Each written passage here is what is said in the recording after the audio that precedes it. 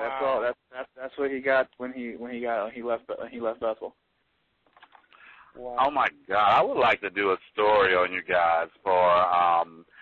I mean, I'm a college student, and I work with one of my professors as the editor at a newspaper, and he can be influential in guiding me into sending this to the right through the right channels to get something like this out on a national level, because people, the general public, needs to know about this. I mean, I would love to see a movie come about this organization, because people just don't know about it. But I did have one question, and I know it's been a while. I've been on break. What were their concerns for you looking into this type of stuff? Because typically witnesses are told generally to not look at anything like this. You know, they consider it apostate material. Did they ever, were there any counseling services for you, because you had to look at this? This was your job. Yes, we had. It was almost like Catholics go to confession. Right. It was almost like that daily. We would have someone come up always from the. We would have always somebody come up from the, not the governing body, but the what's their names? From the committee. Okay. And a committee member or a Gilead speaker would usually be around to speak to us afterwards to explain that, that we're doing a good job, and that, that to beware about what you see. Remember that what you see is that what you're doing is you're looking at it for Jehovah, and that you have to be strong. And if you feel at any time that this is affecting you, don't be afraid to let us know that this is affecting you. But the way that they made it seem is let us know if this is actually opening your eyes so we can sew them shut again. That's the way it came to me. It's like, okay, so it's affecting me, now what? And so they probably turn on people that maybe would say, hey, I agree with some of this stuff, or I kind of believe it. Have you experienced that with someone, or has someone experienced that before? Well, before, before I came, there was a problem where one of the brothers who was supposed to be one of the, I have his job now. And he started to agree with the things that were going on. And it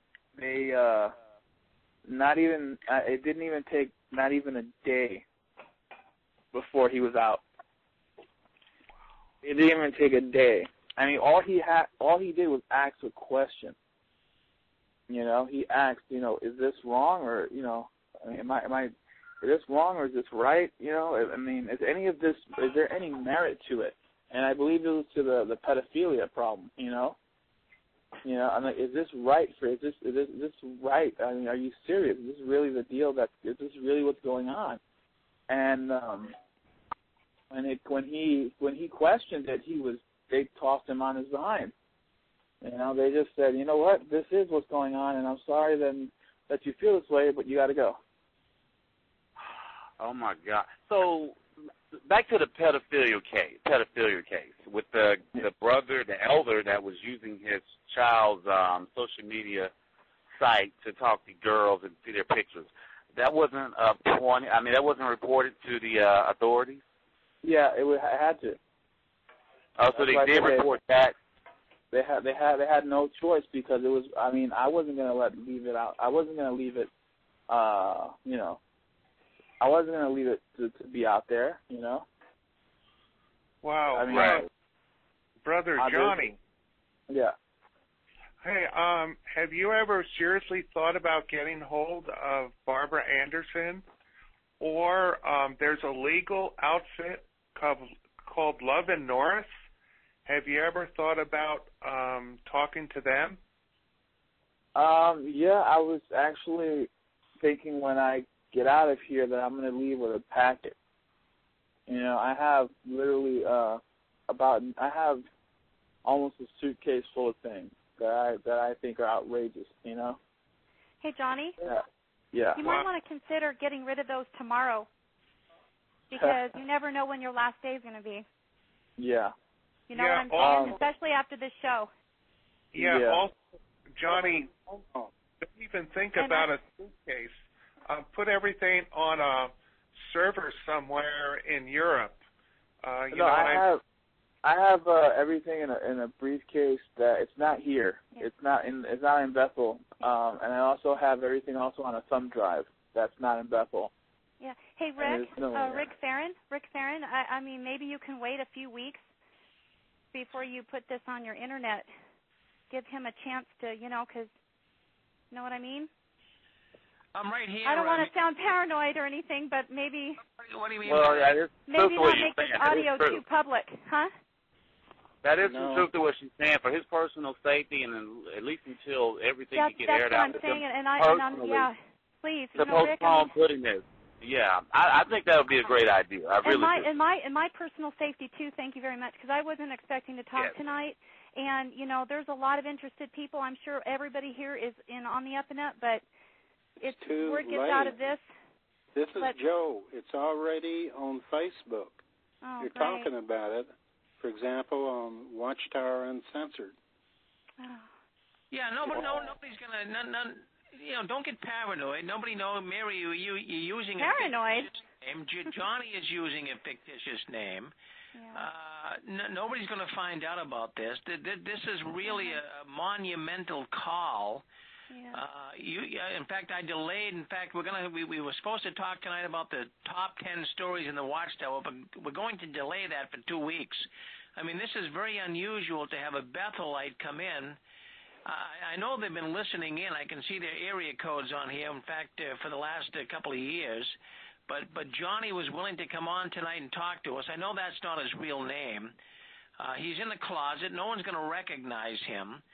And this is what's happening, folks. We have more and more people right now that are willing to speak up and say, hey, listen, I've had enough. I no longer believe this, and I certainly appreciate their anonymity. They don't want to come on and tell who they are, and that's fine. But at least they are spilling the beans, and no one's going to find out who you are. Don't worry about that. We have a lot of people that are coming in here tonight. They're listening. They don't want to speak up and talk. But for those that do, here's an excellent opportunity. We have a lady that has just wiggled her way out of the Watchtower. Her name is Mary. That's the name we're going with. That's not her real name. In fact, her voice is being actually synthesized here, so it's not even her real voice. And also, Johnny, his real voice is not being allowed to be brought out here tonight on the call as well. So he's hiding in a closet at Bethel. So if you want to say hello to Johnny or Mary, now's an excellent time to do it. Go ahead, hit *1. Mary, this is Tara. I just sent you my email or my phone number. Did you get it? I haven't checked it just yet. I just got to making dinner while I'm talking to y'all. Okay. Don't burn yourself. I just want to make sure it went through. Yeah, you're a nice bunch of people, and I appreciate everything that everybody's doing. And I know it's easy to say for us to just don't worry about it, and it's it really different story when you're in it. Exactly.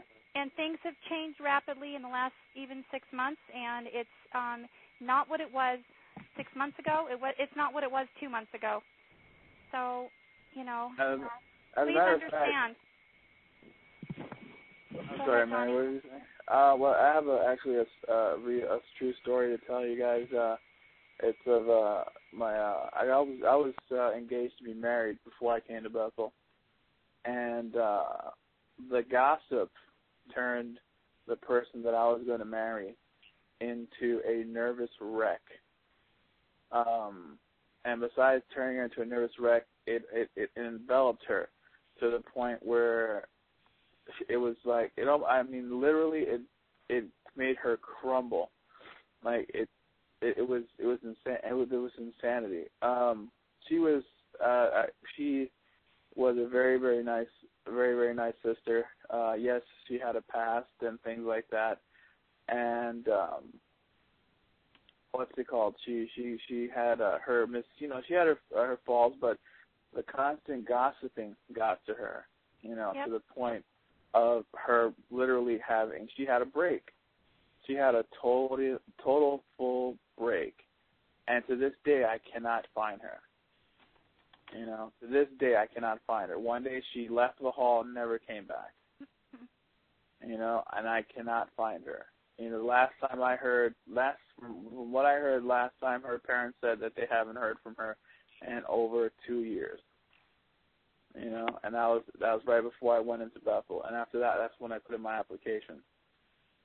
But that's the way this thing goes. It gets you to the point where you don't know up from down, where you don't know, and Mary has every right to be afraid, because I may be the guy who actually is who actually is doing the right thing by actually talking about what's going on, but who knows how many others are just listening just to listen to see what they can get out of it. Yeah, exactly. A lot of opportunists out there. Exactly. And I just want everybody who's out there who thinks that they know what's going on, and you guys who think that you guys know, what the society is all about. I am right. I'm in the belly of the beast, as they say, right now. And I'm telling you, what you think what you think that you're smiling right now. Just wait until anything. Wait for anything to happen, and then all of a sudden you'll see sometimes your best friends, people who you think that you know for years, will turn on you for no other reason other than it could be anything, gossip. It could be the fact that you have a Facebook, or even the fact that you have an email address which has a sports figure on it. They'll go after you for anything. So you think you know that everything. So what you're saying then, Johnny, is that the Watchtower is watching you. Big Brother's watching every move you make. Yes, and it's different than when you exited, Rick. I know you had a rough time, but the paranoia and the level of intimidation has increased. I mean, it's just exponential, and the fear factor, it's incredible, and that's why I feel so bad for Johnny. Johnny, I'm gonna be getting in touch with you. I'm gonna call you. Are you going to have that phone for a little while? Oh, I have it. No, I have this phone for. I'll have this phone for a while. Okay. All right. Yeah, Mary and Johnny, there's a lot of people on here tonight, and I mean, really, it's so courageous you guys are willing to come on. You really can't, when you get back and you listen to these calls, the voice is a little different than which normally would be had, so no one's going to recognize you. No names were given, so I don't want you to worry about that. But the main thing is you guys are willing to come in and spill the beans, and more people are doing that. The Watchtower is in a free fall right now. Johnny is willing to talk about that. I mean, there's a lot of problems.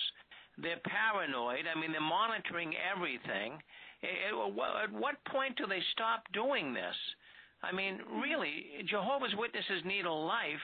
You know what it reminds? It's kind of like the Jonestown, with the Waco. It's weird. It's almost like a larger version of that. I mean, that's how these religious people got. They just got way up over their heads, and they've misled a lot of people. And Johnny's not being misled. Johnny knows the truth. Johnny knows what's up. And there's a lot of people in the Watchtower right now. They're innocent victims, the elderly. They're too tired. They're sick. They can't get out. They are stuck, and that faith in Jehovah is so strong.